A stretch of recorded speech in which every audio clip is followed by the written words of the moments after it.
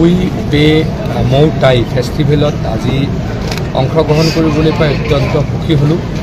মাননীয় মুখ্যমন্ত্ৰী হিমন্ত বিশ্ব শৰ্মা ডাঙৰীয়াক তেওঁলোকে মুখ্য অতিথি হিচাপে নিমন্ত্ৰণ জনাইছিলে আমাৰ সন্মানীয় অৰুণাচলৰ উপ মুখ্যমন্ত্ৰী সোণামী ডাঙৰীয়াই। তেখেতৰ বিশেষ ব্যস্ততাৰ বাবে তেখেত আহিব নোৱাৰিলে, আমি তেখেতৰ বাবে আহিলোঁ। অৰুণাচল আৰু অসমৰ মানুহখিনিৰ অতি নিবিড় সম্পৰ্ক, আমি আগতে একেলগে আছিলোঁ। এতিয়াও আমাৰ নামচাইৰ সকলো মানুহে অসমীয়া কয়, অসমীয়া বুজি পায়। সকলোৰে মাজত ডিফাৰেঞ্চ একেবাৰে নাই, আত্মিক সম্পৰ্ক।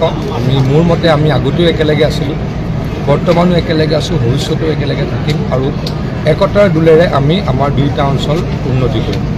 এই ফেষ্টিভেলটো আমাৰ টাই খামতিসকলৰ নতুন বৰ্ষক আদৰণি জনোৱাৰ ফেষ্টিভেল।